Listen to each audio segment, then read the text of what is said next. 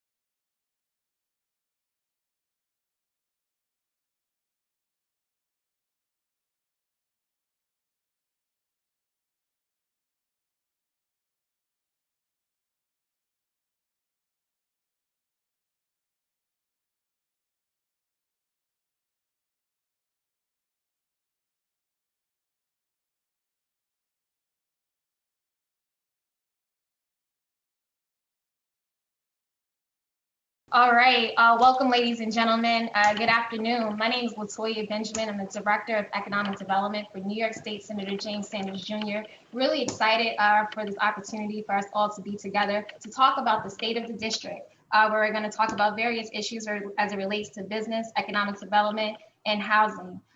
Before we get a chance to introduce our guest speakers and Senator Sanders, want to just go over a few housekeeping rules.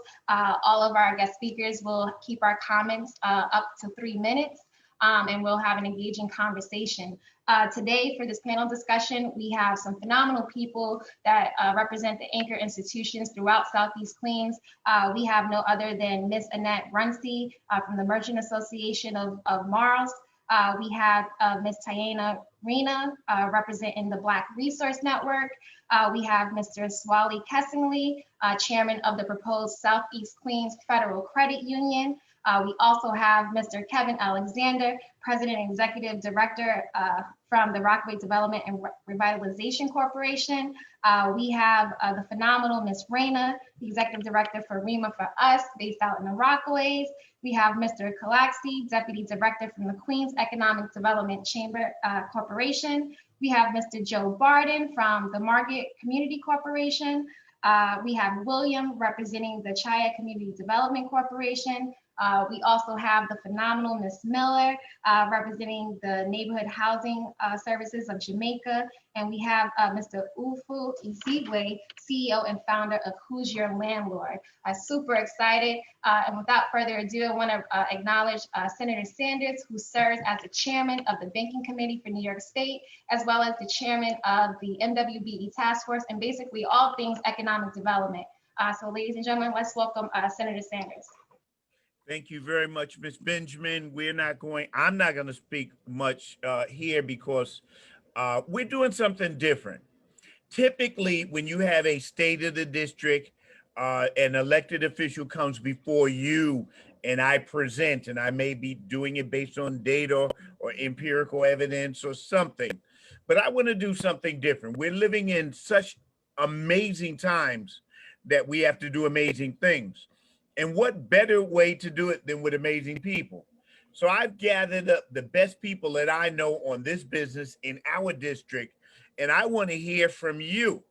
I want to hear from you how the district is doing. So if you could, I know this is tough. If you could, now you got 3 minutes, and that's unfair right there. For a politician to say his name takes 20. So you got 3 minutes and don't laugh at that, Kevin. You should not find that funny. I was watching to see who laughed. So under those conditions, my friends, you're really going to have to watch how you can put a lot into a lot of information into a few words. And don't laugh, Minette, you're the first one up. So under those conditions, what I'm suggesting that you don't spend much time speaking about your organization. That's a fallacy. It takes away your time. I want to hear how conditions are in our community. I want to hear from your point of view, how are conditions, because later on, we're going to speak about locally driven solutions, things that we can do in our district.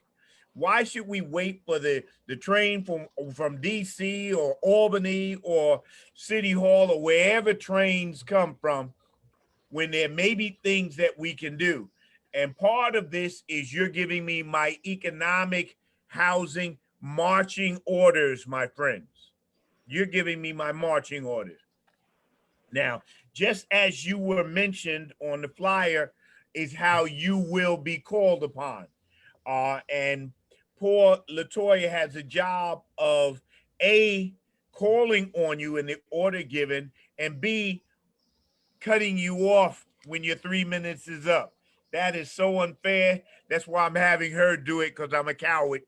So having said those things, I see you, Ricardi, nodding in agreement with that. I saw that.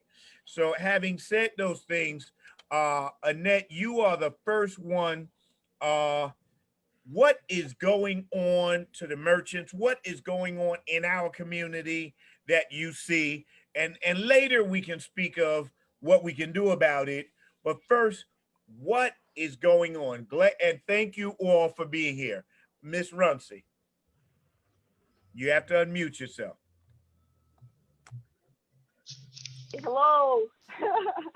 Good Yeah. afternoon, everyone. So thank you, Senator, for inviting me to this. All right. So what we've seen, because one of the things the Merchant Association with my leadership did, we did an assessment. We created a council called the Minority Merchant Council, which we send out survey to a lot of the businesses during this time of COVID to see what are some of their issues.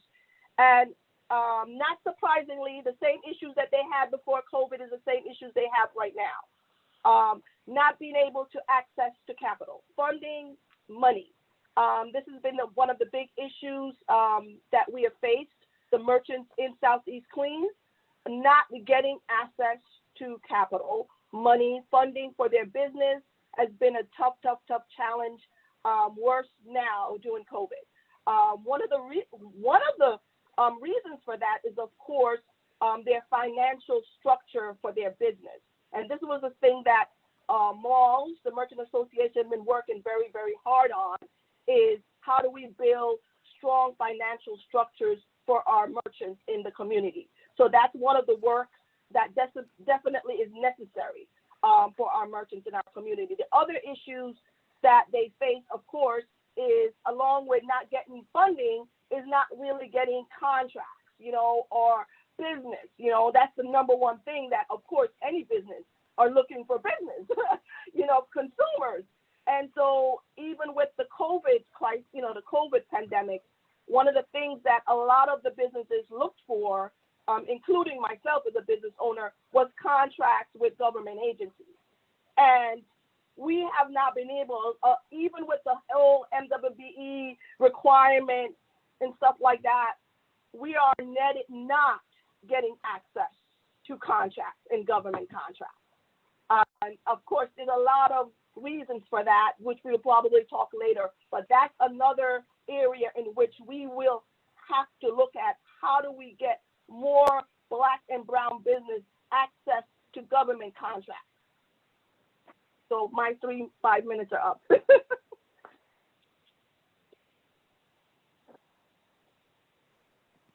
Thank you, and thank you for leading the way and being respectful, so that Latoya doesn't have to yell at me. I mean at y'all. She won't yell at y'all, she'll just yell at me. All right. Ms. Pierce. Hi, good afternoon, everyone.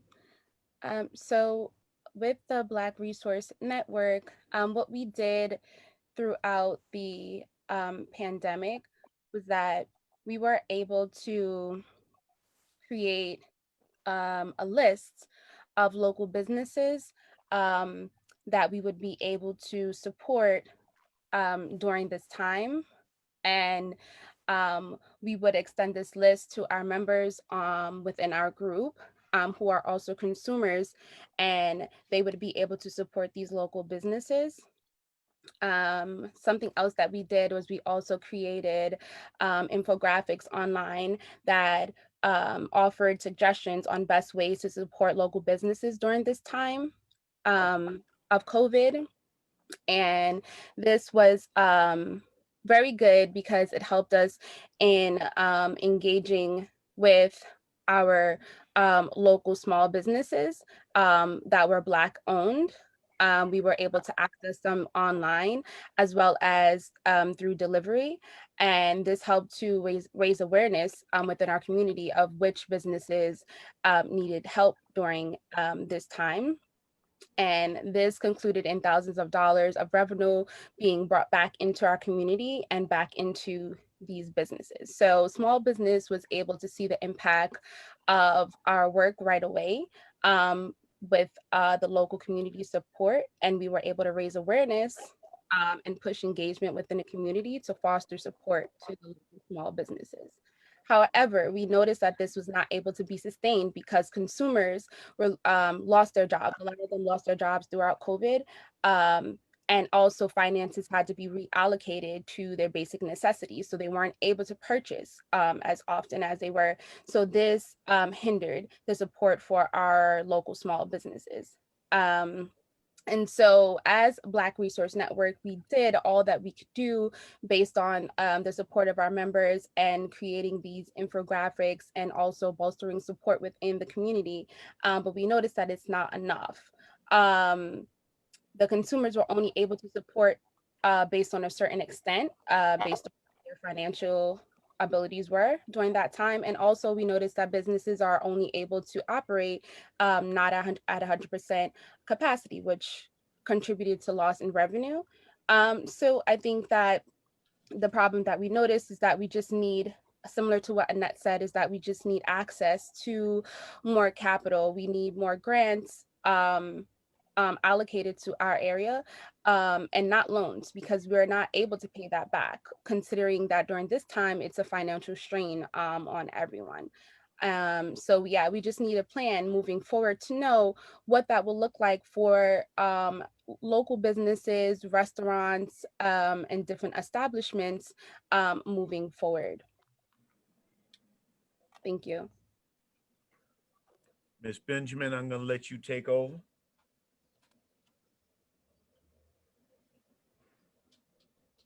You have to unmute yourself, though. Thank you. Thank you, Taina. Next up, we have Kessing Lee, Chairman of the proposed Southeast Queens Federal Credit Union. Thank you. Can you guys hear me? Hear you loud and clear. Take it away. Okay. Thanks again to Senator Sanders and the staff for having this kind of forum. We need more of this in our community, at least to help us understand what is happening and then to engage in terms of the solution. We did a survey when we began the process of starting this credit union. And as a result of that survey, a number of things came up. And one of them actually is the foreclosure crisis.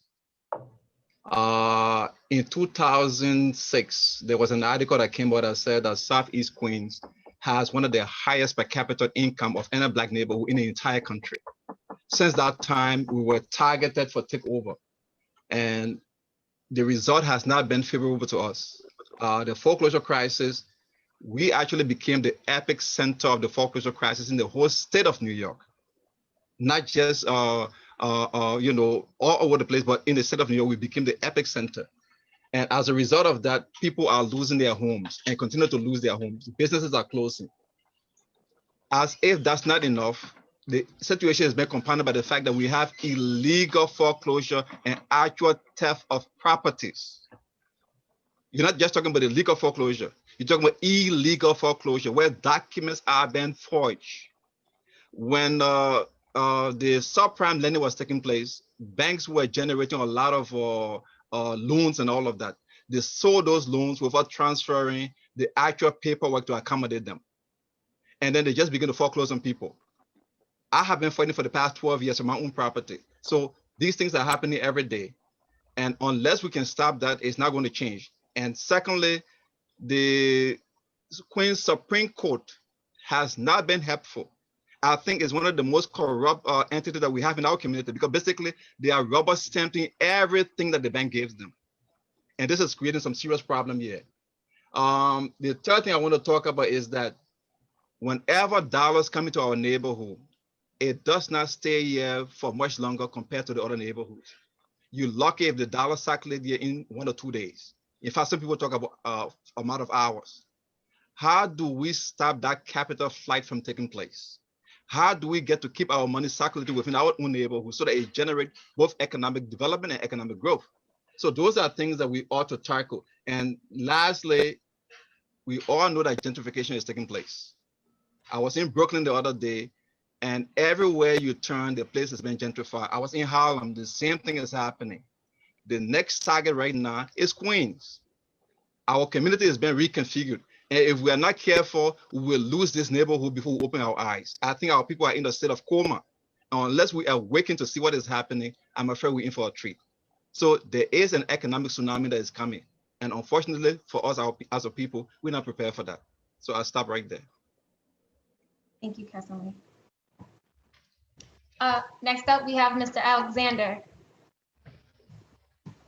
Unmute yourself, Kevin. There you go. Good afternoon, and thank you, Senator Sanders. I appreciate the opportunity. So I just want to talk about the context of post-COVID-19, this environment that we're in. One of the things that we've been able to do is pivot from a physical organization that most of us are as CBOs onto a digital platform. And what it's created was an opportunity to increase your impact and your scope and your boundaries through collaboration. So for us, it's been very important to work with QEDC, Queens Chamber of Commerce, Greater Jamaica, REMA, RBA, Rockaway Business Alliance, and it goes on and on. Your college, SBDC. It's enabled us to sort of increase out, one, what we can do, and also two, what we can receive from other organizations that might have different capacities to assist businesses. So it's enabled us to better utilize and redeploy our resources. So for us, it meant creating a Rockaway Business Resource Center that looks at grant opportunities, resources, technical assistance, digital, moving businesses onto a digital platform, and access to capital. So we've been able to do that very quickly, and we've gotten some great help with a national partner called Interrise for MWBEs. And basically, I think Annette was talking about lack of access to capital, professional development. The Streetwise MBA is geared to do that for Queens businesses, in particular MWBEs that want to go from maybe less than $75,000 a year in revenues to becoming not a sub, but a prime contractor, whether you're talking about all the developments or even JFK redevelopment in Southeastern Queens. So we've been able to do that. We've also done a lot of research, a lot of survey work throughout the Rockaways, making sure that what we think is not an assumption, but being backed up by listening to our business owners. So we've collected a lot of data. And so one of the things that we're able to do is to work with the Local Initiative Support Corporation, become one of 9 citywide grantees that will provide the TA to MWBEs in the Rockaways and Broad Channel, 50 of them.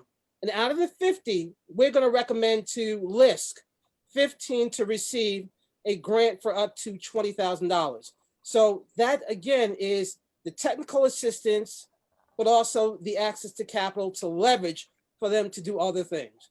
So that's kind of where we've been. You know, we're really happy that we've got in the Rockaways, you got REMA for us on our end of the east end of the Rockaways doing what they do. And you have the Rockaway Business Alliance in the middle to western end. It enables us as the local development corporation to think about the Rockaways and Broad Channel as a region within Queens County and how we can look at policy and impact going forward. So that's kind of where we are right now in my 3 minutes and 10 seconds. I could go on in for much longer, but I yield back to LaToya. Thank you. And next, Ms. Rayna from REMA for Us. Unmute, please. Yes. Can you hear me now? Hear you loud and clear. Take it away. Thank you very much. So this is Ms. Leonor Reyna. I'm representing REMA for Us. We are the Merchants Association that has funding from SBS, the Small Business Services. And what is that? We have been communicating with businesses for the past 3 months, I would say, after the pandemic happened. The major concern has been so far the lack of funding with the businesses. We as a REMA Merchants Association have provided a lot of assistance to our merchants regarding grant and loans application. What we did from the beginning was that we visit the businesses in downtown Fort Rockaway. We heard from them their concerns, and they were saying that one of the biggest concerns that has affected them is that most of them are behind in paying rent. And also there's concern is about paying higher taxes that is affecting this getting, afloat with this cost that they have to face after COVID. The other thing that we are also have been assisting our merchants is in regard with providing PPE supplies. We are grateful from Queens Chamber of Commerce that have donated thousands and thousands of face mask in our community. We have been able to help 2 big events to supply these items, all these most needed supplies for our business, especially our our restaurant and our beauty salons, that they receive face masks, face shields. They receive also gloves and gel. So they have been very thankful for all of this, and also thermometer, which was most needed for them to have it. They're very thankful because they also say that it helping them decrease their costs that they needed to face. And on the other end, we're also hearing from them that they would like to have more assistance in regard to security in our area. That's one of the concerns that we have hearing so far, talking about safety issues that are facing, especially at the plaza. We have been communicating with, with our merchants, and we would like to have a response to them as soon as we can get it, if it doesn't possible to happen. The other thing that we are talking about so far is helping them with this grants, available grants that we send them via email list to all of our merchants, about more than 100 of them that receive this information regarding grants available. And this is the list grant that is providing assistance with for those who are eligible with rent payments, and also some debts that they will be able to cover up. Our next event that we're working currently is regarding the superhero event that we're going to have this Saturday. This will be actually an activity to promote businesses and also informing them about discounts to the community residents that will be able to access on that day, sales discount, and free promotion from restaurants, free soda. Thank you, Ms. Morena. Can you share that flyer with us? Yes, I will share the flyer with all of the attendees today. Thank you. And we got to move on. We're going to come right back to you, Well, okay? give it 10 more seconds to finish. Okay. 10 more seconds to finish. Yes, I'm almost finished. Yes, that's the end. I just want to promote this event. We're going to have Senator Sanders attending as one of our speakers. And we want the community to be able to promote and help these businesses getting out of this big loss that they had after COVID-19. The event will start at 12 o'clock and will end at 3 p.m., 12 to 3. And this is actually what it is regarding RIMA for us. Thank you. Thank you very much with that. I will say that at the end of this talk, when we start finishing, I'm going to leave a time for commercials where you can make announcements. I call them commercials. I like the idea. I have a couple if you don't. So I would encourage you to get your commercial right. Otherwise, you'll give it all to me. Ms. Benjamin. Thank you. Up next, we have Ricardi, the Deputy Director for Queens Economic Development Corporation. Sure, thank you. So, our main, service is really the one-on-one business counseling. And one thing that we've noticed immediately over the last few months is the fact that there's been a drastic decrease in people reaching out for business assistance. And that's, because a lot of businesses have closed down. And also some folks that were actually planning to start businesses are holding back from doing that. So we've seen a decrease in people coming in for business planning counseling. At the same time, we've seen an uptick in clients coming in for financing assistance, whether it's PPP loans, SBA programs, trying to work with some lenders. A higher percentage are coming in for that particular reason. So, we have tried to continue to provide, the business counseling virtually and try to connect those businesses with some of our lending partners. Also to some of the businesses that are actually functioning and have reopened, a lot of them are needing help with just catching up and understanding the new guidelines, the new protocols that are in place, especially restaurants and businesses like that, beauty salons. There's constantly new protocols and new guidelines that are being put out, and it's hard for the small businesses to actually keep up while trying to keep their doors open, whether it's capacity limitations or requirements for and things like that. With the restaurants and the dining out, trying to figure out how to arrange their outside dining is quite confusing. So we're definitely getting a lot of businesses that are trying to get help with just keeping up with the new protocols. The one thing I also too, just a lot of businesses now, because you don't have that constant flow of pedestrians along the corridor, businesses now are trying to find better and new ways to market and promote their service or product. So a lot of them are we're trying to get them really into identifying technology and how to use that to promote their business, and also how to collaborate and work with their other business partners to work together and actually promote the corridor as a whole instead of their individual businesses. And the last thing I'll say, just from the neighborhood perspective, there's not one particular neighborhood that we serve, but just seeing different neighborhoods that we've noticed is that it seems like the main streets are starting to recover at a much faster rate than the secondary and tertiary corridors. Some of the Keystone main corridors have come back. We do tend to see that there's more vacancies with service-based businesses. More of the product-based businesses have been reopening, but really the tertiary, secondary corridors that were already struggling pre-COVID looks like ghost towns now. So it's almost like they were underserved before and now they're completely neglected. So I think that's something that we really have to look at, is how to help those the secondary and third tier corridors to get back on their feet, because they're also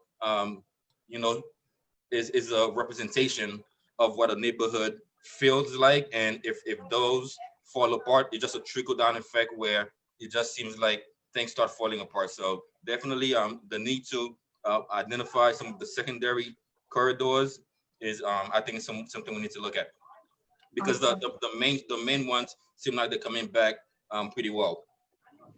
Thank you, Ricardi. Next up, we have Joe Barden, Executive Director for Margaret Community Corporation. Good afternoon, everybody, and thank you, Senator Sanders. I'm happy to have this opportunity to discuss affordable housing challenges in Southeast Queens. Needless to say, there are many. I posted to our chat box, I'm sure everybody's aware of these, but just in case, the three biggest projects occurring right now in Southeast Queens, at least on the mainland. We have downtown Far Rockaway with 1,200 units of affordable housing, half of which are set aside for as affordable housing units. We have Auburn East with 1,200 units of housing coming in down by the beach in the beach 30s and 40s on the beach side, with as yet an unknown percentage of affordable housing units, but that's a work in progress. Opportunity exists to influence what the ultimate outcome will be there. And we have Resilient Edgemere, which is a post-Sandy redevelopment of the entire community, including two passive house, multifamily affordable housing buildings that were just constructed on Edgemere Avenue in the beach 40s. Now, what is important, I believe, about these, it's been referenced before, local set-asides and gentrification concerns are paramount, I believe. We've seen what gentrification has done in many other communities across the city, and we need to protect ourselves on the district from that. So we need to continually raise community awareness and our organizing to empower our local residents to benefit from these opportunities that are coming along. And that's what we try to do. On the mainland, primarily, we're engaged in housing counseling services and with weatherization. Our weatherization assistance program has been targeting NYCHA buildings and working in cooperation and coordination with NYCHA in upgrading some of their developments. Our budgets limit us to how many units we can do in any given period. NYCHA complexes in Southeast Queens are generally very large. So we can do a building or two, perhaps each contract year. So we're trying to set that up and take an intelligent approach, but we're starting to look at the units on the peninsula as well as the mainland to see what we can do there with our weatherization assistance program.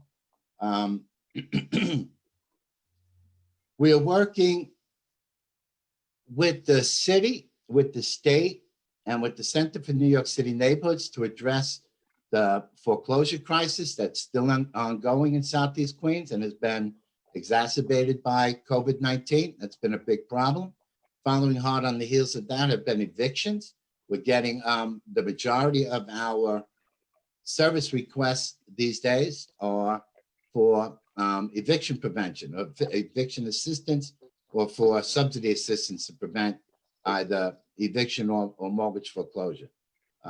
That's a big challenge. We're working hard to address that. Certain steps have been taken on the federal, state, and city level to assist tenants and homeowners, and we're making sure everybody is getting equal and fair access to all of these resources.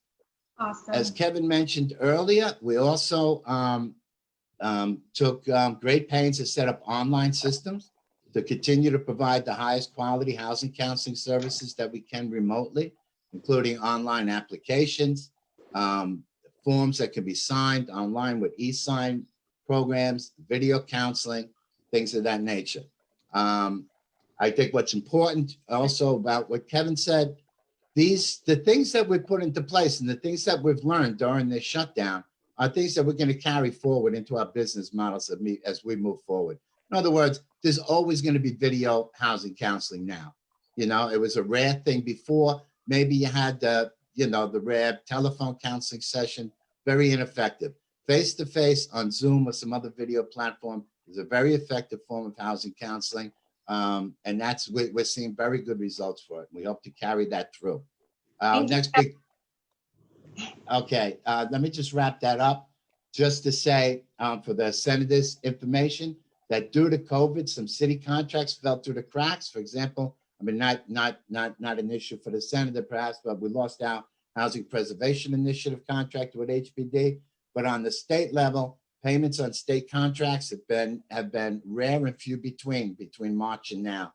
And if not for the PPP, the Paycheck Protection Program, and the SBA Economic Injury Disaster Loan, we would have been in very, very bad shape. But we're still looking to move those payments out of Albany and back into the community. Thank you very much. I appreciate the opportunity. Awesome. Thank you. Next up, we have Mr. William Pisak, Director of Housing Justice from Chaya Community Development Corporation. Welcome. Hi, thank you so much, Senator Sanders, for inviting Chaya to participate. There are a lot of issues in housing, so I'm just going to try and keep it concise to a few of them. One issue that I wanted to raise that we've been tracking in South Queens, in particular Richmond Hill, where we do a lot of our work, is the rise of predatory investors and private equity money into the 1- and 2-family housing market. About a decade ago, 2% of all homes in Richmond Hill on the market were bought by investors. Today, it's 1 in 4, 25%. Investors are shouldering, muscling out potential first-time home buyers, and in addition, contributing to the flipping problem in South Queens. Recently, 2 zip codes in South Queens, one around Rochdale and one in St. Albans, made the top 10 lists for the country in house flips. So house flipping by predatory investors is on the rise and increasing, and destabilizing neighborhoods throughout South Queens and contributing to the foreclosure crisis in a way that we can do something about. There is a Small Homes Anti-Speculation Act being proposed in the Senate and in the Assembly. In addition to that, Chaya is currently working on the formation of the Eastern Queens Community Land Trust. We are taking proactive steps to bring community members together to directly challenge the speculative investors and take land off of the speculative market permanently and make it available as alternative home ownership models. So I'm happy to talk more about that and happy to see if any folks on this call are interested in learning more and getting involved in the community land trust model and our efforts. And the second thing I want to mention is, Chaya for a very long time has addressed the issue of basement apartments. South Queens has the highest concentration of basement apartments in the city. Chaya has been advocating through the Basement Apartments Safe for Everyone campaign to legalize basement apartments in a safe manner. And we've had some false starts with the city recently, but the pandemic has really highlighted the vulnerability of tenants living in basements, particularly the South Asian Indo-Caribbean community that we serve. During the pandemic, we saw Department of Buildings regularly issuing vacate orders to basement tenants, meaning, while there was an eviction moratorium, these tenants had no protections. You have a vacate order, you were on the street, they didn't get the resources they needed to find alternative housing accommodations. So we need to step it up and address that issue because it's something that affects many neighborhoods throughout South Queens and many demographics that we serve. Thank you. Thank you, Will. Next up, also to add to housing, we have Ms. Lori Miller, Executive Director for Neighborhood Housing Services of Jamaica. Good afternoon, and thank you, Senator Sanders, for inviting NHS of Jamaica to participate. I won't re-echo the things that my fellow colleagues in the housing business, have said, but these are the same issues that NHS of Jamaica is facing every day. The one thing that I would like to add is that, just as Joe sort of mentioned, our continued support. Project more. Oh, I was going to say our continued support and existence is critical to the communities that we serve. And as Joe mentioned, had it not been, for PPP financing, it would have been a real challenge for us. It's important for us to be here. We've been here, since 1974. What we are finding of late is that we're seeing more and more clients who are asking for assistance with affordable housing. We are seeing, and interestingly enough, we are seeing a great number of people who are still interested in first-time home buying. So it's very important to us to be able to get them the information that they need to be able to, buy homes with affordable mortgages, not fall prey to the predatory lenders and others. We are also getting reports of lots and lots of homeowners, who say there isn't a day that goes by that there aren't people knocking on their doors attempting to purchase their properties. And so homeowner stabilization is really very important to us. We'd like for the community to remain, to be improved, but, to remain as it is, to be a place where those, who have supported this community, for, 50, 60 years, to be able to remain, for their, their children, their grandchildren to live in this community. And it is very, very important for everyone to understand what is happening in our community. They need to know about the resources. We have put a lot of effort into pulling together homeowner and resource fairs, where we bring in a number of different resources and experts to get that information out to folks. And while it's a lot of information, the hope is that, our reach will be such that people will come back to NHS of Jamaica and ask us, well, who should I go to for this? People are, out, they're paying for resources that they don't have to pay for. They can come to NHS and some of the other agencies that, that are participating, in this forum. And we just have to get the word out. We have also, been very fortunate that day one of the stay at home, NHS of Jamaica was able to basically flip the switch and continue operating. Our staff are all working remotely. We are utilizing the technology to interface with our clients on a personal level. So we're doing, Zoom and WhatsApp counseling. It's important to people, and we find that people are much more receptive to actually being able to see the counselors. We've also focused a great deal on trying to form relationships with other agencies, not necessarily in the housing arena, but who are providing services to those who most need our services. And we are, we're training some of their people. One of the health networks in Queens asked us if we would do a workshop to train their social workers on affordable housing. And so that's something that we're doing. It's about getting the word out, as far and as wide as we can. And we are thus far very pleased with the reception that we're getting. We are seeing with respect to things like fair housing and tenant issues that where previously we were challenged to get a number of people to participate, now people do. And we think it's because they can do it from the comfort of their homes. They can do it, on their phones. They don't have to worry about how they get to us and that type of thing. So it's been challenging, but it's been a positive experience for us. And we're just glad that there has been no real deficit in our ability to serve the community. Awesome. Thank you, Lori. And next up, we have Ofo Ezigbo, CEO and founder of Who's Your Landlord? Everyone, first, thanks for having me today. It's understood across the board here. There was a lot of issues with housing prior to COVID, and just anything is expedited things. So if you're just looking at the Black community, for example, across the nation, 60% of us don't own the homes we live in. And if you look at the population, while we're 13% of the population, we represent 40% of all homelessness in the United States. So it's just safe to say we're over indexed by quite a bit there.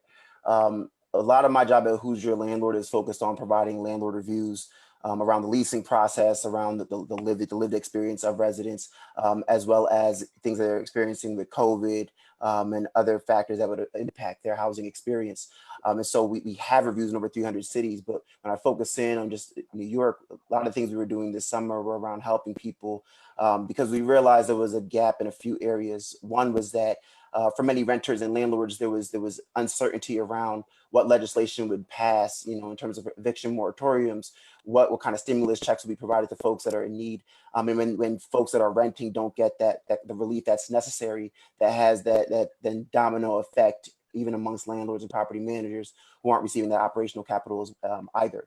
And so to help with a lot of that confusion, we have a podcast that we run called the Take Ownership Podcast. We recently had on the borough president of Brooklyn, Eric Adams, as well as we did an episode called Landlords Against COVID. And these are both episodes focused on providing insights to renters as to how they can handle the situation they're currently in. And also insights to landlords as well as to how to show more humanity in this time period, even amongst all this uncertainty. With that too, we have our own Renter Commandments Handbook for New York City residents. It's about 30 pages long. We have it in English, Spanish, as well. And we're providing that digitally, coming soon on our platform, already having provided it physically. And then we recently partnered up with Walmart to provide $25,000 in rent relief capital to Black families in need. So we're now in the process of distributing it to the 50 families that have been selected. And we partner with MakeSpace to provide, help with people that need help with storage. If they use code WYL75, they receive a discount there. And we're even working with the U.S. Army to provide career job opportunities to the 50 million plus people that are unemployed. So that's where things are currently. That's what we've been doing to help. And you can learn more about us at wyl.co. Awesome. Thank you. Back to you, Senator.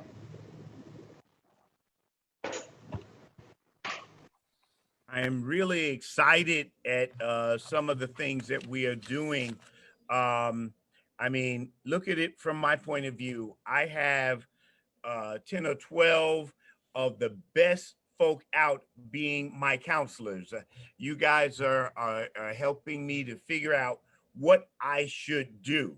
And as a public servant, your servant in the best sense of the word, I really take that seriously. I take it serious that you are kind enough to share advice and that my marching orders come from you. Let's see, I wrote 2 pages of notes on the stuff that you guys have been saying. Let me give you some feedback on these things. As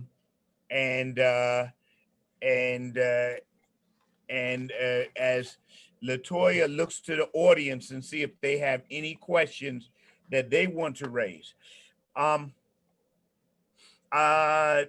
New technology, new response. Yes, we were hit with this crisis, and we all went from, a little bit better than zero knowledge. And now we are Zooming, and the level of technology that we've gone to has been incredible.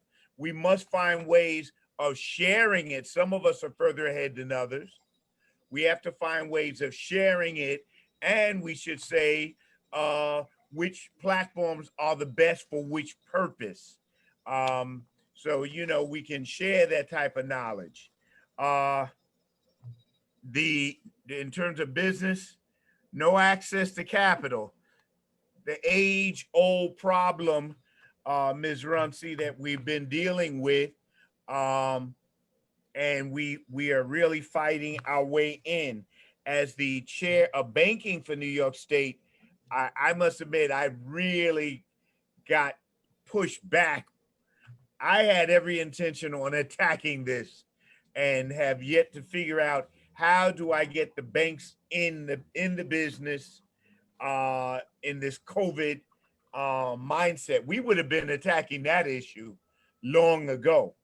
And I agree with you, Ms. Pierce. It is grants, not loans.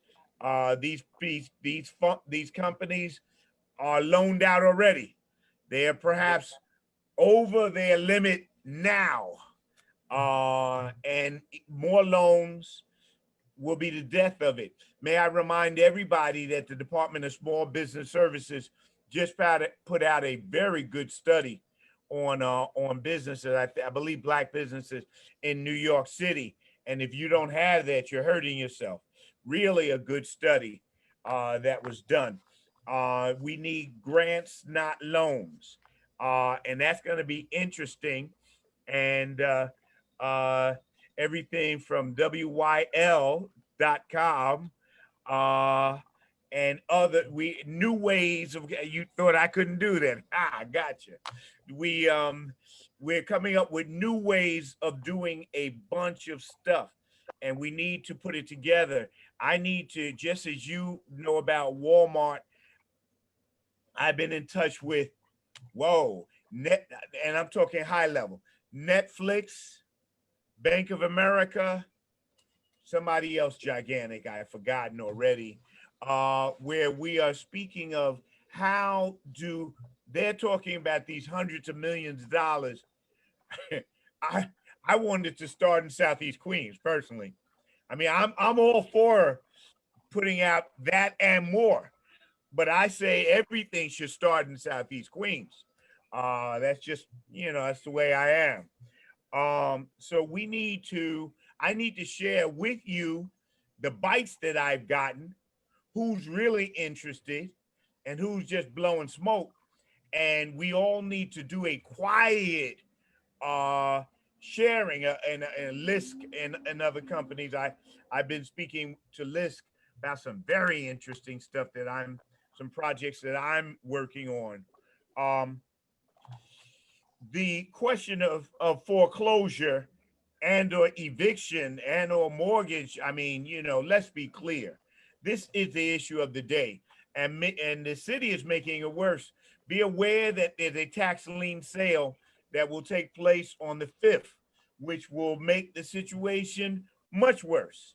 And I don't know how we can stop it at this period of time. I have spoken to the mayor and have spoken of that this was a bad move at a bad time. Why he didn't, well, I'll be kind for a moment. And Queens Court is one of the least progressive places when you're dealing with the issue of housing. I mean, man, you'd rather take your chance. The only thing worse than Queens perhaps is Staten Island. I mean, I would take my chance and damn near anywhere, but we have ways of dealing with that. We need to have conversation with our Queens County leader and say, wait a minute, if you are selecting judges for Queens Court, then we need to have this as we just can't say that politics has nothing to do with our lives. We need to look at the whole thing, and I know what I'm saying, and I'm not saying it to make bad for this person or that person. I'm just showing all of us that we have a way of dealing with this. That right in your district is the Queens County leader have you sat down with the county leader and said, Mr. County Leader, your courts are out of control, that we're not, what little bit of justice we're getting, we all need to do this. And the same is true. I'm putting myself there. When it comes to banking, if you're having trouble, have you sat down with that Sanders fella? If he's the chair of banking, then he is responsible.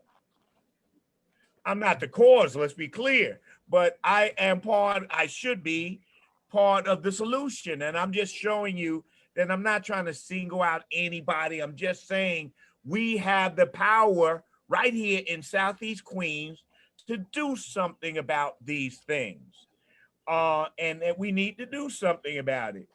Yes, we are pivoting to a more digital platform, Ms. Alexander. We are pivoting, and we all need to be aware of this. I am glad that you're going to be looking at some things for MWBEs.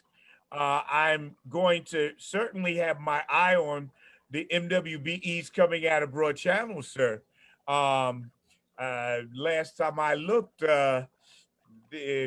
I'm sure you'll get a lot of women. Now, if you're saying women, then I don't, no argument with me. As long as 90% are not women coming out of Broad Channel. I mean, then of course we'd have a different problem. But that's all right. That's all right. I forewarned is prepared. So you've been prepared. That I'm looking at that. Now let's see. Ms. Lenore, you spoke of higher taxes. Now we all need to watch this one because somebody has to pay. New York State is $13 billion in the hole as Annette walks away from me. $13 billion in the hole. I have no idea why these folk have been waiting for President Trump to come through. That doesn't sound realistic, my friends. That means sooner or later, the bill comes in and we have to pay it. Now, under those conditions, the question becomes who will pay it? I, among others, have been calling for that we definitely need to raise the taxes on the 1%, on the, I almost said hopelessly wealthy, on the super wealthy. No, I'm not talking about the Ricardis of the world, who has his wealth is not measured in simply dollar bills, although he could pay all of our rent for a month, but that's all right. I appreciate that. I'm not talking Ricardi. I'm talking about those who have more in their interest than all of us have in the bank put together. I'm talking about people who could afford it and not feel it. For example, I'm coming up with a stocks transfer tax that is only good if you're selling stock. And it is, if it's less than $500, it's an extra 1.4, 1 penny and a quarter for every $500. If it's over $500, it's 5 cents. Now, my friends, 5 cents. Now that tax right there will result in $13 billion for our economy because such large amounts are being moved by the 1%. If we don't get money like that, it has to come from you. That argument that's going to be held is not a theoretical. Somebody's going to pay. There's only a couple of choices. You can find new money. I mean, maybe there's gold somewhere. That's unlikely. You can cut the social safety net. You think you have problems of crime and problem now, go ahead and cut the safety net. You can raise taxes on the middle class. Hello, That sounds like you.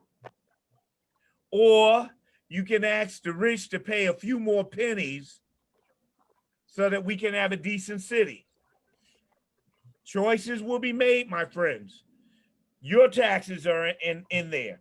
Rent payments, we really got to work on this. I'm glad that some of you have come up with some creative ways on helping people with their rent. These PPP loans have been such a fraud for our community, such a fraud. I was working with the congressman. The thing was so bad, Kevin, you'll get a kick out of this. It meant that folk who usually don't work together had to start working together. Very interesting. I was working with the congressman on this issue, and we both saw that the first set of PPP was a washout, a waste. The second set we helped design. I had a very small role in that one. We helped design a better product, nowhere near what is needed, Ms. Miller, nowhere near what is needed, but better.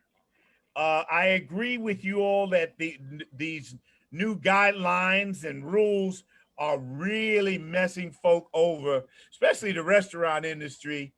And the only thing worse than restaurant perhaps are the gyms. Can a gym open? I mean, you know, we really got our work cut out trying to figure out what's happening. I got an argument right now where we have our local restaurant, the Bay House, that can't open, but Applebee's can open. I'm talking about indoor dining, which means that we're just in a bind. We have to have a smoother, either everybody can or everybody can, but we really need to figure these things. Now, let me show you a paradox, my friends. Here's a paradox. On one hand, businesses are closing, Ricardi, all over the place. And especially on the secondary streets that you spoke of. But that is an opportunity if we had money to help get the MWBE community into stores. That is an opportunity if we could figure it out. Otherwise, we're just going to be dealing with the issue of gentrification and things of that nature. Slow state spending, I could perhaps do something about this. I could do something about it for the individual, but we need to do something about it for the collective. Predatory investors muscling out of first-time purchasers. I heard you, Will.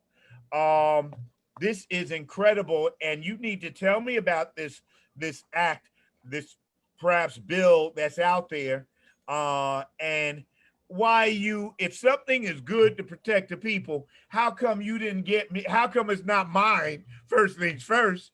And secondarily, how come I'm not on it, man? I want to protect these people.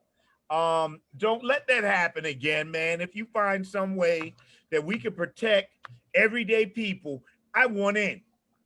In fact, I want to spearhead it, but I certainly want in. Land trust, what a great idea. We need to speak and see if I can move some money to you.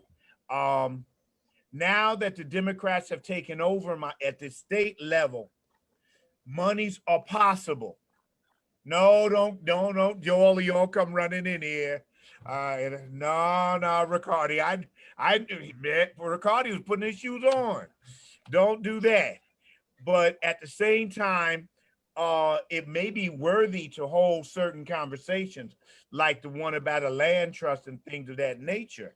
Sooner or later, and incidentally, the biggest land trust that we have in the U.S. is right up in Boston. What is that? The Beale Street? Ah, God, the name is Dudley Street.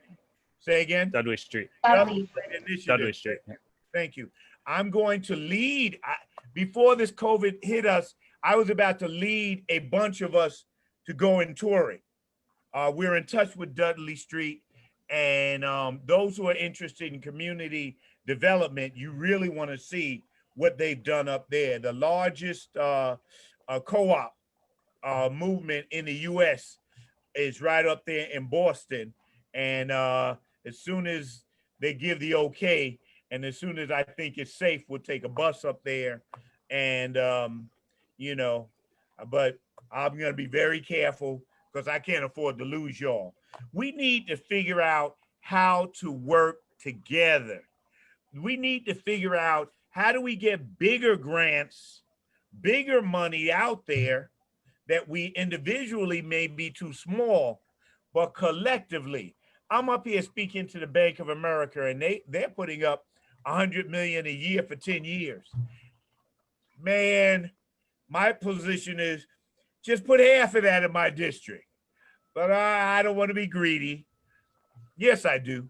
But so under those conditions, I want to have them meet the rest of y'all. I want to have all of us meet these folk and in a sound way to say, whatever you want to do, make a test case of the 10th senatorial district or even the 5th congressional district. Whatever it is, let's make this place the test case. If you got something good, we're willing to explore, as long as you don't, as we don't own, we're not owned by you at the end of this one.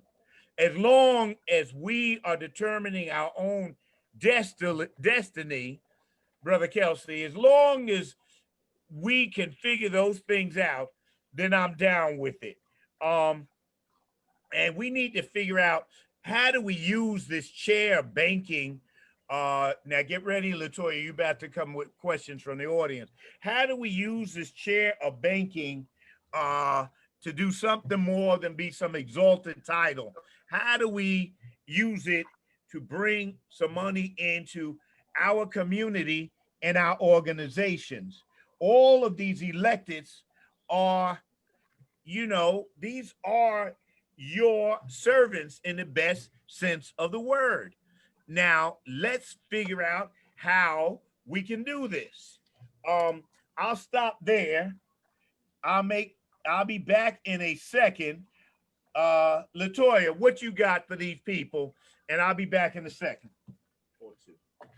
Okay, our first question is from Ms. Temple. She asked, is there a Black business resource book listing for District 31? Guess I'll go between Kevin and Ms. Reyna in the Black resource. No, there are some, but there's nothing consolidated for the 31st senatorial district. We do have some of the businesses. We're thinking that with the two projects that we're launching right now between the Amplified Queens Now, Streetwise MBA, and the LISC, Small Business Recovery for MWBEs, we'll be able to get a list. The challenge is you do have Black and brown businesses that are owned in the Black or brown, but are not certified. And so there's a real difference in the two. So that's something that we're trying to do, one, covering the Rockaways and then extending out into the mainland as well. We'll definitely need help from partners like Greater Jamaica, QEDC to work with us to make sure that it's all inclusive. Ms. Reyna, would you like to add? Actually, Rima for Us is working only with the businesses here in downtown Far Rockaway. That includes Beach 20th, Moore Avenue, Cornega, and part of Beach Channel Drive.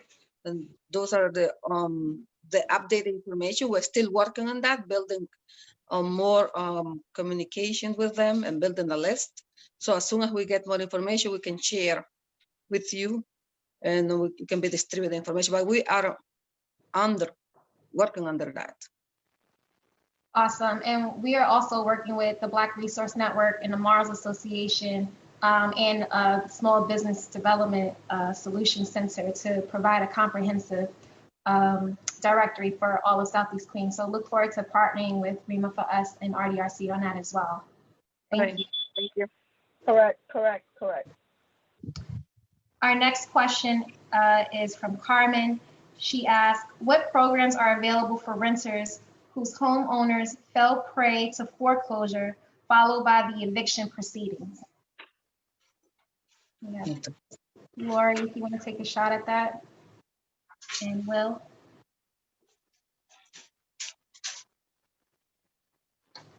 Lori and Will, would you like me to ask the question again? Yes, please. Carmen asks, what programs are available for renters whose homeowners fell prey to foreclosure followed by the evictions proceedings? Well, there aren't that many programs. One of the things that that folks need to be aware of is, if their landlord's property, is secured by NFHA, by FHA insurance, there is a moratorium that was just extended to December 31st of this year. So that's one thing. The landlord homeowner may not be aware of that. That's something that the tenant can make them aware of. There's really, there is not a lot. Well, I don't know if you know of much else. I think it's more about trying to prevent the foreclosure, if at all possible, and assistance for homeowners. Yeah, just to echo that, there's very few protections for tenants in that kind of situation. Depending on some of the language in the lease, you could potentially hold out for the remaining terms of the lease, but there's no right to lease renewal. So you're pretty vulnerable there. This is one reason why we've been advocating for good cause eviction, as well as other protections for tenants in those kind of situations. So I want to throw that in there. But yeah, very little we can do from a housing counseling standpoint. Can I add that we may want to look at our President Trump's recent executive order, where he's saying that the CDC can help prevent evictions. We need to get more of an understanding of that. The Center for Disease Control, CDC.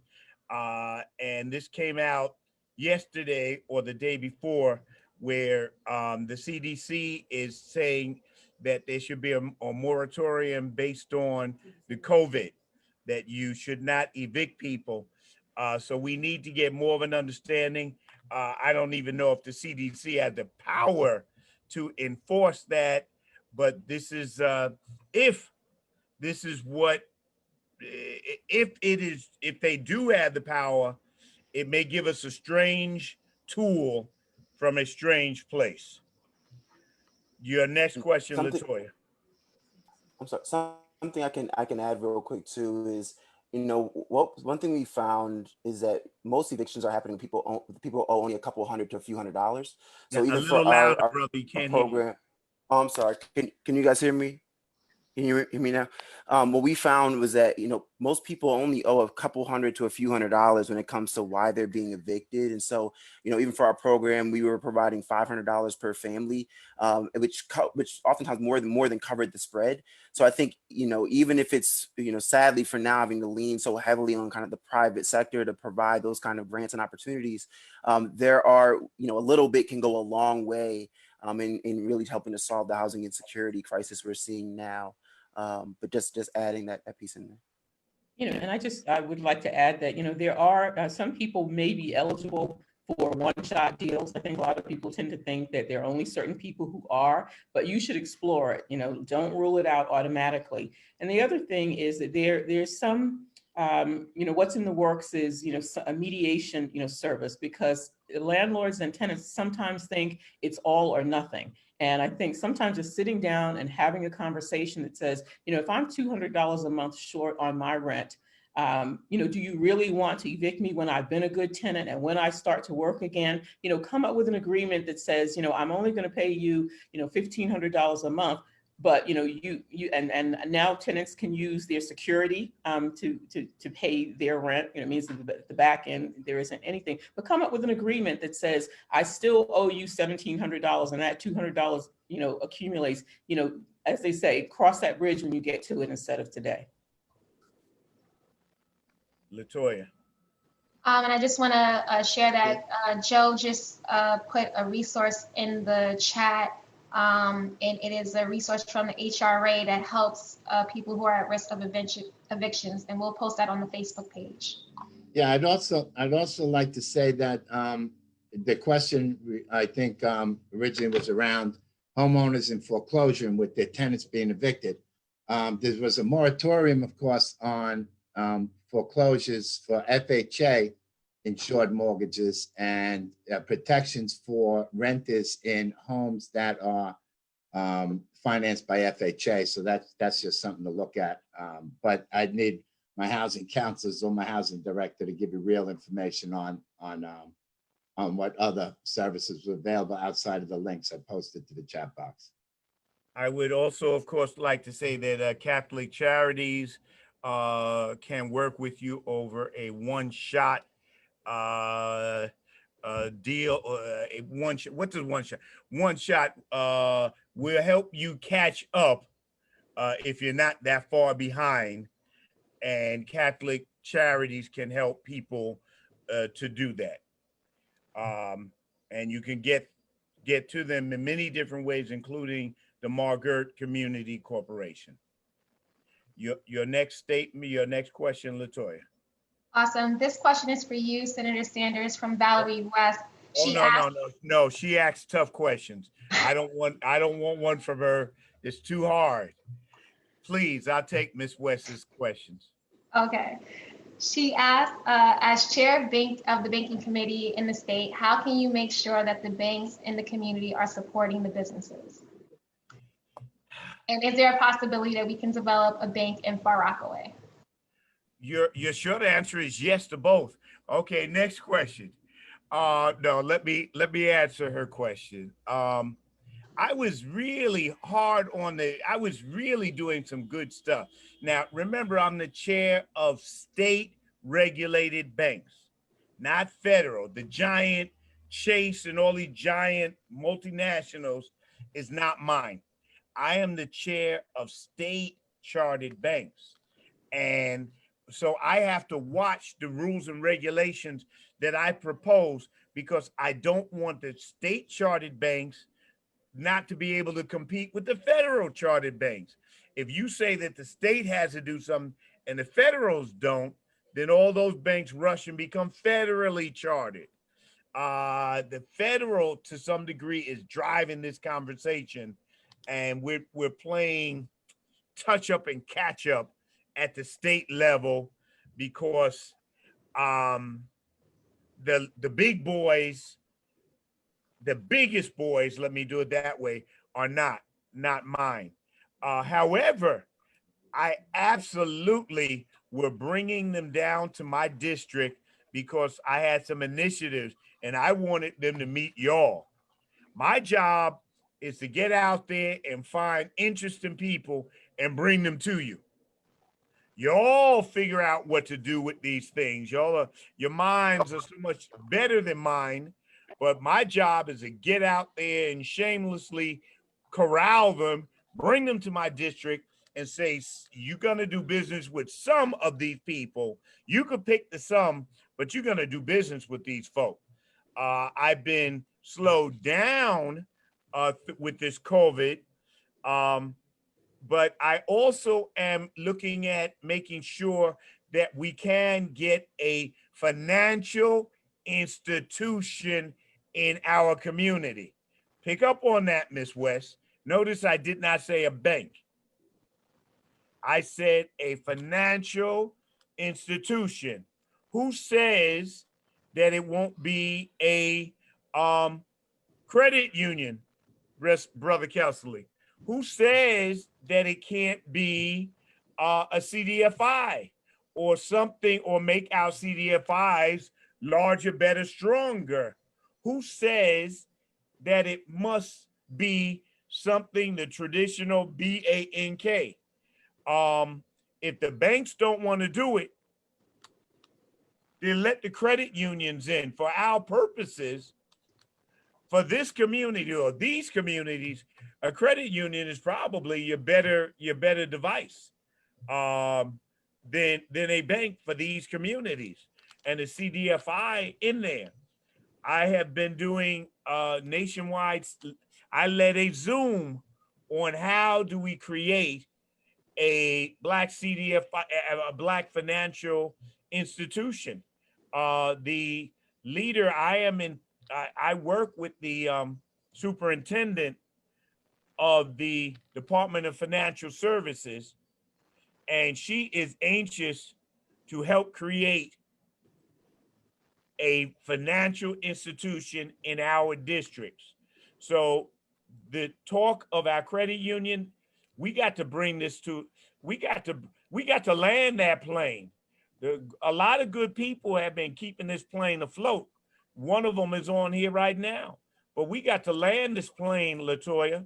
We need to have the Department of Financial Services sit down, I mean higher level, sit down with our fledgling credit union and say exactly what do we need to do to make it happen.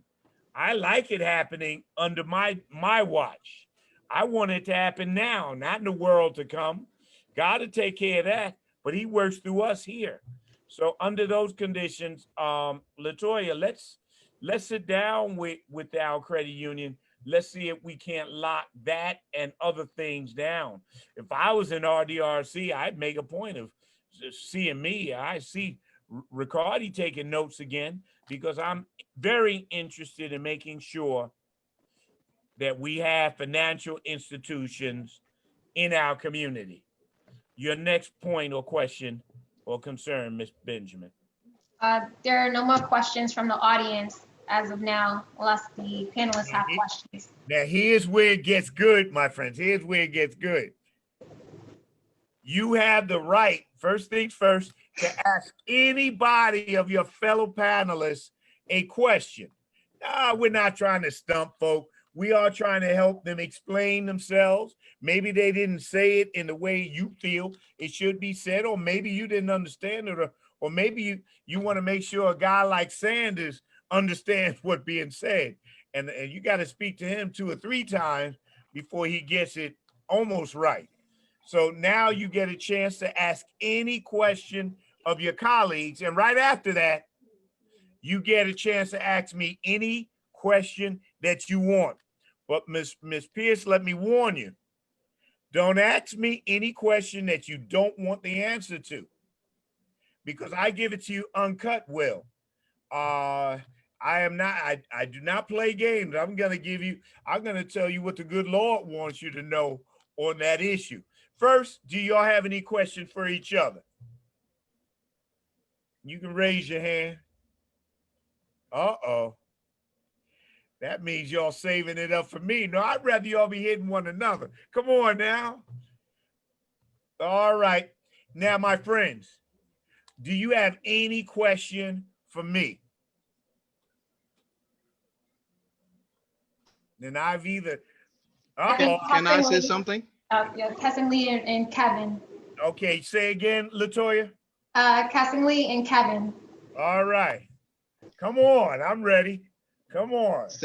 Senator Sanders. Yes, sir. We've been trying to meet you face to face. We've been deferred to your chief of staff. We've met them time and again, and it's not happened. For God's sake, you are now the chairman of the powerful banking committee. You have it within you to make this credit union thing happen today or tomorrow. We're not asking you to take money from your personal budget, your office budget. Okay, but leverage your office to make this happen. We've done all the legwork. The only thing that needs to be done is to raise $1 million. If people are pledging $550 million, $1 million is nothing. And all we're asking you to do, place the call. Let somebody sit down with us and have this conversation. Let this thing happen on your watch. Again, don't give a man a fish because you fed him for a day. Teach him how to fish. You fed him for life. Most of what we're asking for are handouts, but let's create the means to control our own financial destiny. It begins with the credit union. I understand we're trying to bring other financial institutions into the community. Now wait, brother, you got to know what there is a low-hanging fruit here. There's almost a bird in the hand. Can I give you a date? Let's make it happen. Before you get off this phone call, I just got a feeling that my scheduler is going to give me a date when we can at least virtually meet. I wish that I could meet with y'all in person, but we'll meet virtually, And I suspect that within a half an hour, you will have a date. Hallelujah. Thank you, Senator. Good for you, brother. Good for you. No mercy. Let's get some stuff done. All right. Now, Kevin, he gave me the hardwood. With Latoya, what else you got? Who else was there? Kevin. Oh no, I don't want him. Oh, are you trying to skip me? Nah. No, Valerie was the warm-up. Okay, Here I then. come now. Who else you got? So listen, Go ahead, brother Alexander. Good to see you. likewise, you and I have talked about this since you were at City Council. That banking development district is the opportunity. The foundation has been laid with the opportunity zone. We've got 9 in the Rockaways, and I think there are 39 in Southeastern Queens. Right now, banks are looking for ways to offset their losses.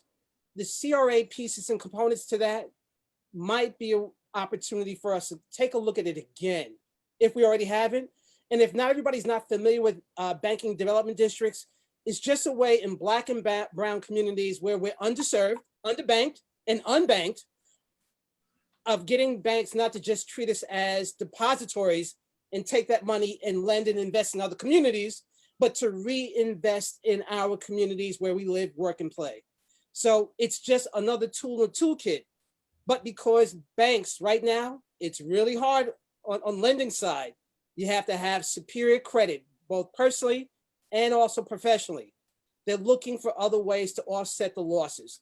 And so maybe now is the time to revisit it and look at one of these state chartered banks or credit unions, such as whether the one that's being formed now, or honestly speaking, looking at, let's say, a Bethpage that does have now access in New York City because of the credit union they took over in New York City. So they were able to get around that charter restriction in Nassau County and Suffolk by doing that.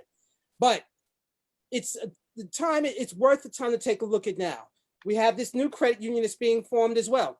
RDRC would yield its efforts with the CDFI. We've already done round 1 as a TA provider. Now it's just a question of doing the lending directly to get the next level. We would defer that if we could have an organization, a credit union that's doing that. We would defer our efforts to support that effort for Southeastern Queens. Well, I'm going to tell you Thank what you, I Kevin. have been doing on this issue. But first, there may be 1 or 2 people who are new to me. My friends, I'm not a thin-skinned guy. I'm really not. And so, you know, and I love a good joke. And if I can give them, I can take them. So please do not, I'm really not thin-skinned. You know, speak your mind your speech, but speak your mind and we can get through this. Now, I was speaking, well, I don't want to tell you that I was speaking to the superintendent of DFS, Kevin, on this very issue of a bank. Why don't banks open up in some communities when we have put money up to make it easier? We are struggling now to let credit unions get permission to dip into this money on the business development, banking development. Right now, the bigger banks are freezing out the credit unions. They don't want the credit unions to move in there. I am about to propose legislation saying that the banks have first dibs. You get first shot. But after a year or whatever it is, and that none of you move on this, the credit union can move into such an area and use this money, which may be the $1 million that you speak of, sir, to do business, and that will open a lot up. Now I can bring you and our fledgling credit union and 3 or 4 to have a smaller meeting with myself after our meeting, sir. We may want to do a small meeting with the Department of Financial Services and say, all right, I don't want to speak of in general. I want to speak of specifically what do these guys need to do, and speak at the top level. Usually what a system does is humor a chair, you know, Perhaps they find one or two things that are important to the chair and have the chair go on about his business. And, you know, why don't you all be the one or two important things? And they'll find out that I don't go away, but one step at a time. Will that do, Brother Kevin? Yes, thank you. You're more than welcome. Oh, you think you could top that? Come on. Go. You're WYL. Now, Yeah, I'm ready. all Okay. collaboration over here, all collaboration. Okay. So my question is, so with my team, we're already on the eviction board in Philadelphia, appointed by the mayor, right? In Buffalo, New York, we just partnered with the city. We'll be announcing it soon, but they're going to be putting our app in the hands of all the residents, and the mayor's going to get behind that as well in terms of announcing it at one of his daily briefings. New York City is obviously a different beast, right? You know, we're here today talking about Queens, particularly Southeast Queens, but across the board, you know. And so in that regard, I'd love to do something similar in Queens, New York, as well as across the boroughs, really. But I think the way to start it is similar to Buffalo. Start it small and grow from there. And from our vantage point, a lot of the data that we have on our platform that we learn directly from the residents, this information is extremely important to local municipalities and cities in understanding what the residents are facing. And we have data scientists on our team that work on how do we refine the data to understand exactly how it can serve local governments, and it can serve residents and improving their experiences. And so I'd love to have that conversation over how we can partner, because I think it's very obvious a lot of these things are going to get worse before they get better. And so knowing that, a big part of our partnership is sending out any housing updates or information to residents, so they're constantly getting that to their phone versus it being through different outlets or having to track it down themselves. So we'd love to have that conversation and to also piggyback here and get a virtual meeting as well to talk more about that. Why don't you? Because I have not had the pleasure of you making y'all making a presentation so I could get a better understanding of what you do. I look forward to that. Your contact person, you need to get in touch with the scheduler. Her name is Ms. Ashley O'Neill, for those who don't know. Now I'm gonna tell Annette a secret, but I don't want her to tell anybody else. Always treat the scheduler right, my friend. The scheduler can make you, either you can get there next week or you can get there the next century. If you treat the scheduler wrong, next thing you know, you get something for 2054. You'll see him in 2054. That should tell you that you came out wrong. Always treat the scheduler right. All right. I have a question, Senator. Oh no, not yours, Ms. Russi. No. I know men are tough. Okay. Small woman, man. I'm through. Okay. Ricardo, So, you the senator now. Yeah, take the vote. You the senator. All right, Ms. Russi, go ahead. I'm ready. Okay. All right. So, this is a proposed solution, and you can be part of the solution, Senator. All right. So, as you know, I stated two issues that the businesses are struggling, especially Black and brown businesses. And given your position, with MWBE, I think we really need to look at how do we basically carve out and have a set aside of government contracts for Black and brown businesses. That's one. And two, fund these grassroots organizations such as Kevin Alexander Organization, malls, BRN, to really assist Black and brown businesses in technical assistance and coaching and learning how to collaborate, because this is one of the biggest issues that faces the Black and brown businesses. They need to collaborate, but a lot of them don't know how. And also when it comes to technical assistance, a lot of them really require one-on-one coaching and assistance. So, which for example, QEDC might not be able to come out in the community. Small business services might not be able to come out of the community, but you have organizations that are already here in the community that can do that work.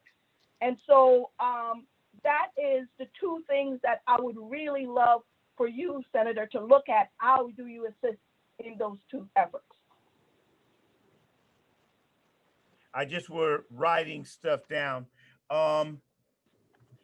May I remind you that according to the Croson decision, that we are not allowed to do carve-outs and or set-asides. The Supreme Court decision round 86 struck down those things. This is why you can have goals. They allow you to have goals, which certainly do not have the teeth that we need. And in theory,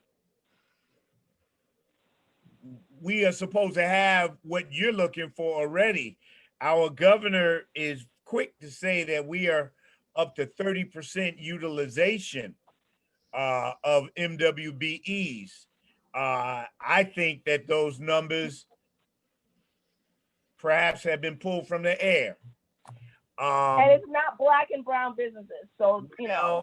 Well, one problem at a time. For one, it's not 30%.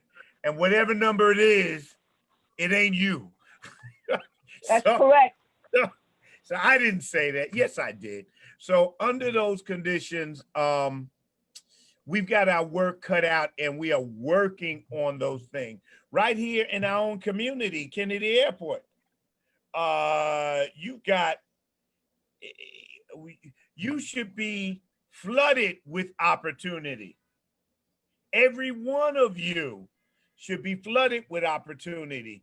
We're going to do, they say 13 billion, 22 billion at least of development, of which 30% is supposed to come through you.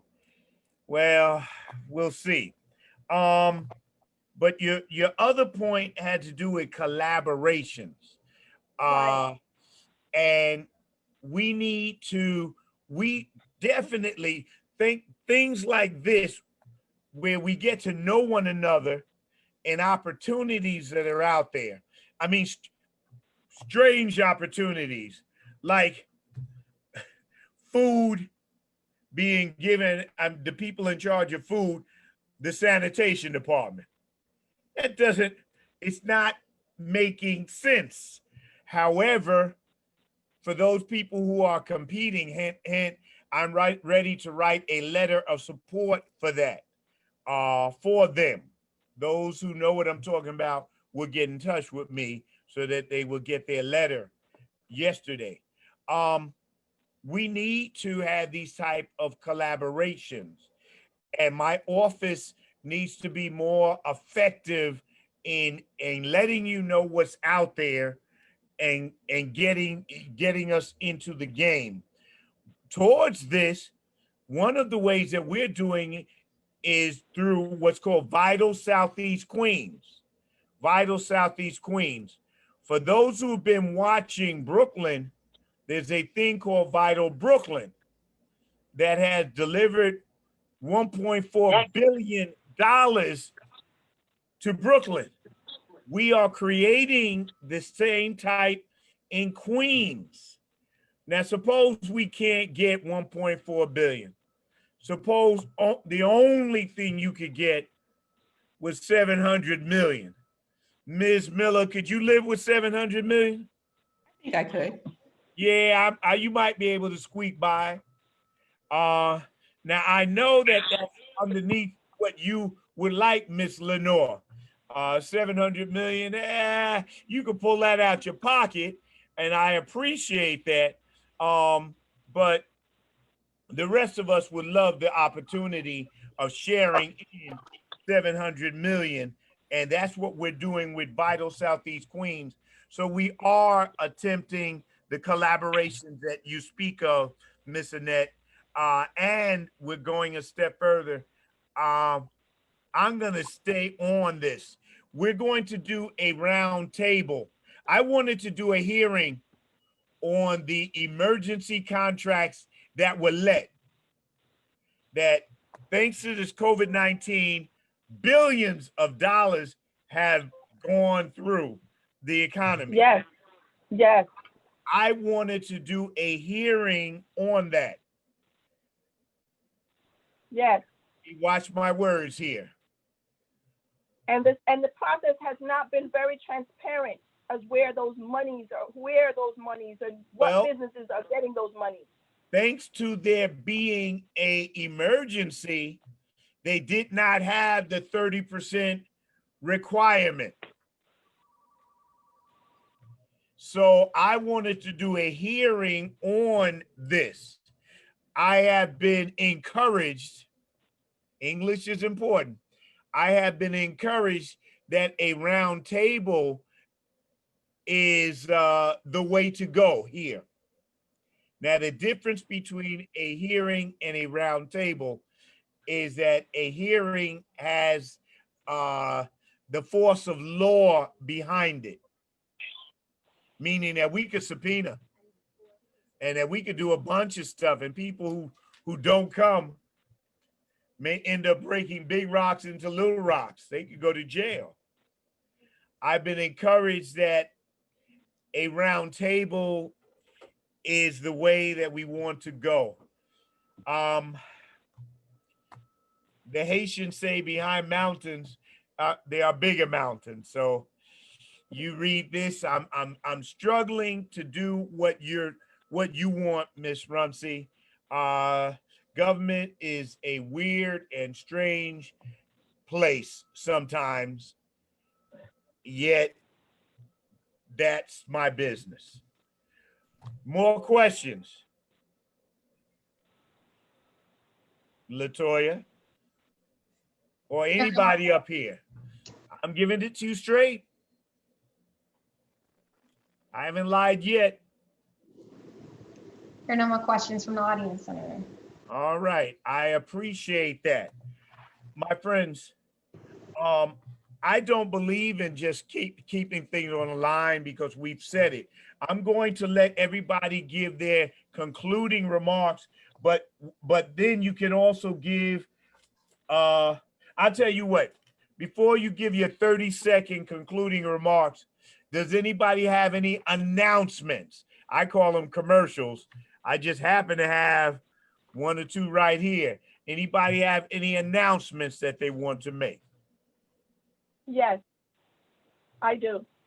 Please announce. Who are you, and then make your announcements. Okay, hi, this is Annette Runcie from the Merchant Association, Rosedale, Lawrence, Springfield, Garland, Marls, NYC. So excited. I don't know if most people might not know, but I have collaborated, Panache Eurosol. I'm also the owner of Panache Eurosol, and I've collaborated with Mike Duncan from Jamaica Breeze to create JNP Runway Cafe. We were the successful bidders to. We lost you. You're muted. Somehow you're muted, Ms. Runcie. You must have been giving the good stuff. You must have been telling what's really going on. I knew Big Brother was behind this. Until we get her back, who else has an announcement? Be careful, Big Brother's real. Wait, she's back. She's back. You're back, Miss Rumsey. Go ahead. You can hear me? Okay, all right. All right, so in the effort of collaboration, as part of Malls, that's one of the things we preach and train is around collaboration. And so Mike Duncan from Jamaica Breeze and myself from Panache wanted to lead by example by showing the power of collaboration. So we came together to bid for operating the cafeteria at JFK, and we won that bid. We know we got it because we came together. And I am proud to say that we are looking to get suppliers from Southeast Queens. Again, another way in which we're trying to collaborate with others and trying to lead by example. So with that said, we will be having a supplier vendor fair actually in the JFK Space cafeteria on the 16th of September. I will most likely send the flyer to to you, Senator, through Latoya or your admin, and so that it will be circulated. But we're looking to do this September the 16th from 1 to 4 p.m. And we're looking for we're going to be very clear on the different services and products that we're looking for suppliers to be able to engage. And again, another way for us to collaborate and support the small businesses in the community. We'll be looking to also be partnering with a Black Resource Network on this and the UNIA on this.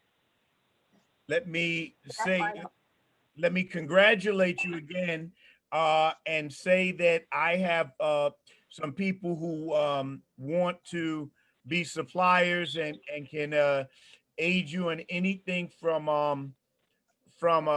equity to capital to whatever. If you're interested in any and all of those conversations, let me know, because I know folk who have money and whatever, they just want to be useful. Okay. All right. More announcements. Rima for Us has an announcement. Please. Okay, so we are gonna have the Superhero Saturday this September 5th, starting from 12 to 3 p.m. And the purpose of the event is to promote businesses to help them recover from all the losses that they had suffered from COVID-19. We're gonna be promoting also social distancing. We're gonna be distributing PPE supplies provided by Queen Chamber of Commerce. And also we have a big supporter from the community, Ms. Lisa George. We have also United Healthcare, Joseph Piadavo. They're gonna be part of the donors on that day. There's gonna be full best distribution. We're gonna have also for the children back to school supplies. The superheroes that we're gonna have during the event, about 8 of them will be distributing all this information to the all the community residents that come to our tables. Our DRC will also be part of this event with a resource table. We're gonna have also other healthcare organizations distributing information regarding their businesses. The purpose is to make this promotion, our business and our community, feel that they have the support from our organizations, Rima for Us, and all other organizations that will be supporting on that day, that we are united on this effort, and that we are able to come back stronger than we were before. So please come out this Saturday, September 15, from 12 to 3 p.m. Senator Sanders will be also addressing our community. We'll listen and also encourage them, our businesses, to keep going with their businesses, remaining open, because that is something that concerns them, how they're gonna get back and remain their business open. So Rima for Us has been a supportive organization for them to help them keep their business going. So please come on Saturday. We expect to see you there, and come back by Rima for Us first to register, so you will be able to receive the superhero discount from the businesses. Thank you. And thank you. All of y'all are my superheroes, so I may show up disguised as myself. Go ahead. Thank you. Thank you, Senator Sanders. More announcements. I got mine ready. Come on now. Don't come after me. I got a couple of quick ones. Go ahead, Tahina. Tahina. Okay. Hi everyone, Tahina with the Black Resource Network. So within the Black Resource Network, we are really big on community-based engagement, partnerships, and collaborations in order to help the community around us. And we did it during COVID, and we're going to continue to do it now. One of our upcoming events that we have is actually Labor Day, which is Monday, September 7th. We are doing a youth day to engage the youth in our community to make sure that they have something positive to engage with, as opposed to something negative, whereas we have seen violence have gone up in our community with over the last couple of months, considering that we have limited availability of activities for them to be able to do. So we are engaging the youth. And with that, we are collaborating with Queens Council on the arts, as well as the Laurelton Farmers Market, in order to be able to have a day for them. There will be live performances. We're going to be having a free book fair to give away free books to all of the youth, as well as engaging with youth vendors. So it's really important that we encourage our youth and young entrepreneurs. So we will have that opportunity. And being that it's been posted within the Black Resource Network, it gives our members the opportunity to come out and to engage the community. And we have a lot of different fun activities in order for the youth to have access to for this day. So if you guys have kids, feel free to sign up. I will post the link to the flyer, as well as the link to our Facebook group, and you guys can sign up. The tickets are free, so it's not for any price for you all. There will also be local vendors there as well for everyone to be able to support the community. So thank you guys for listening. Let me underline the point of them having there is a farmer's market in Laurelton. There is a farmer's market at the train station, the Long Island Railroad train station, on Saturdays and Sundays from around 10 in the morning to 3 in the afternoon. And you really should make it a point of going by and buying stuff and selling stuff and doing stuff. More ads, more advertisement, more commercials. Yes, quick couple of announcements. All right.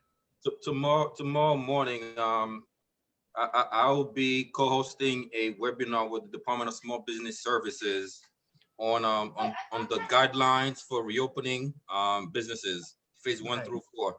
So there'll be some guidance on the state requirements and other recommendations for your business safely and in compliance. There have been some businesses that have opened and have been receiving fines because they're not caught up to the new guide. Doing a webinar with SBS tomorrow morning at 10 a.m. The link is in the chat. And second, on September 21st, we are hosting a webinar with the SBA and also a banker and a CPA to provide some guidance on how to get PPP forgiveness. There was definitely not enough of our community received the PPP loan, but some of them did. And one of the things that we've always been concerned about is the criteria for the loan to become a grant. It's really a loan. So if the proper paperwork and procedures are not followed, there will be some issues where, like you mentioned, Senator, some people will have taken another loan and be more in debt. So on the 21st, we will be doing a webinar with the SBA and an accountant on how to properly file with the lender, the bank, to get forgiven for the PPP loan. Thank you. Thank you. More, anybody else? After you, sir. Sir. I'll chime in. Awesome. So I have a couple of announcements as well. One is if you visit wyl.co, or I should say when you visit, you can review your landlords on the platform. Again, we provide housing literacy content. But with that too, although our partnership on rent relief has closed, that application process with Walmart, we still are working with MakeSpace to provide discounts on any storage needs you have. So you can get a discount using the code WYL75 on MakeSpace. And then we're also still working closely with the U.S. Army to provide career opportunities for folks in need as well. So you can learn more about all this stuff at wyl.co. Thank you. Well done. Nicely put. Joe Barden. Yeah, hi, it's kind of late notice, but I'd just like to let this group know, and perhaps any of the general public that may be on the Facebook live feed, that Margaret Community Corporation will be offering its first virtual homebuyer education seminar in a four-part series beginning Tuesday, September 15th from 6 to 8 p.m. If anyone's out there looking to become a homeowner, looking for purchase assistance, or improving their credit, or financial counseling, or whatever that would be the cost to take, it's free to the public and all are welcome. Thank you. And those the information will be posted to our website at margaret.org by tomorrow evening. Thank You you. gonna do a home buyers club with that, Joe? Well, we have it coordinated with the First Home Loan Bank Home Buyers Club, Senator. Okay. You all Yes, should sir. look in on that. If you don't own, consider. If you want to own another, consider. If you got it like that, consider me. But okay, Yeah, no, strike that from the record. I didn't the say Home Buy Club can get you an extra 15 grand, I believe, these days towards your down payment, and we may have subsidies available from the state and the city, of course. I like it. Anybody else with an advertisement, commercials? I got a commercial. I just happen to have. Now I'm doing this state of the district stuff. I'm doing it different because I'm trying to hear from the people. So I really want to appreciate what y'all have done. Y'all have given me an education that is second to none. And I absolutely appreciate that. Now at 4 o'clock, I'm going to do one on seniors and the quality of life and crime. What's happening with our elders? And I got some really fantastic panelists on that. I did one earlier this morning on youth and gun violence. I'm going to be doing tomorrow. I look at the state of the unions in our district. What's going on with the union movement in our district? But I also am going to speak about NYCHA, New York City Housing Authority. And that's tomorrow. But at 5 o'clock, I'm going to be standing against gun violence. There was some terrible shootings on Gibson Street, not far from where our new assemblyman actually lives. So we're going to stand against gun violence there. But don't worry, because on Saturday, we are having a mural unveiling, a Black Lives Matter mural unveiling will take place on Saturday. Now, all of these things will be on my Facebook page, James Sanders Jr. So you don't have to. Now, here's one that I think is extra interesting, my friends. On September the 9th, we are going to look at chaos in Kenosha, Wisconsin. What is going on in Kenosha? Why is this horrible shooting so important that it took a visit from our dear president, that great uniter in chief, who went to Kenosha, and speaking of love and happiness to everyone, I'm sure. And if you saw that, then I would encourage you to wake up, because it didn't happen.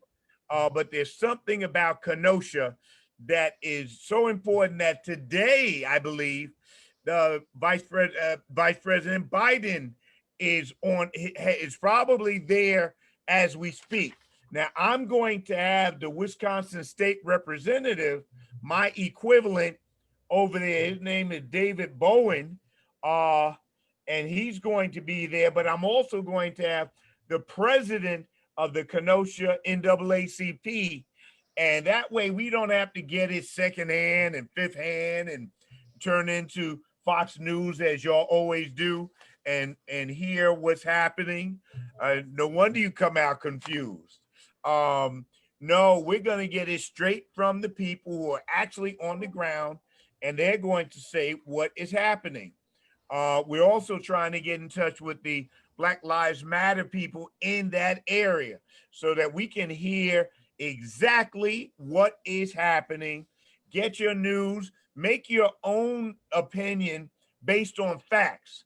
But in order to get the facts, you got to have people who are factually there, factually committed and involved in there. Then on Monday, September the 14th, in collaboration, rough saying these words, we are just happen to have a flyer where we are doing a economic development training and navigating the beauty industry. And we're working with a bunch of worthy people to do that. Now, Latoya, you wanted to speak of, I think there's one more announcement that we wanted to make before I give these people their benediction. You're muted. You're still muted. Sorry, Senator, thank you. Yes, just wanted to reemphasize that you are partnering with the Department of State for the licensing division. It's a multi-billion-dollar industry in the skin and hair care industry. So we have all of the subject matter experts from the licensing division going to be on with Senator Sanders to go step by step what it takes to get your license in cosmetology and a slew of other licensings that's overseen by the state.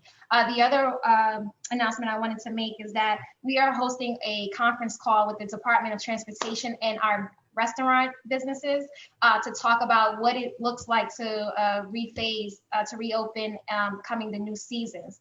So Ricardi, I want to definitely connect with you about that call you're going to be on tomorrow. And as well, if you guys are part of the, guys have any contacts with the business industries, Taina will put the information out. We could please share that information to the business restaurants so we can get all of them on the call with the Department of Transportation that oversees the enforcement of business operations.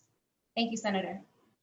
I want to thank you, Latoya, for all that you have done to make this and other things a success.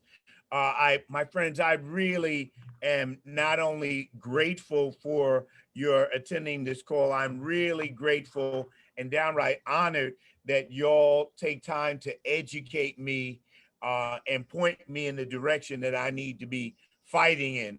Often as a political, there's so many fights that, you know, if you don't on occasion get pointed and the people of your district say, no, no, no, we need you going this way, that you could end up fighting all over the place, doing interesting things, but things that may not be important to the people of my district. In all politics, at the end of the day, is local.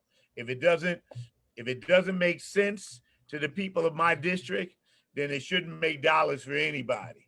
So I really want to thank y'all for educating me and continue the education. As you know, I'm the type that needs a lot of education, just tons of education, but I'm willing.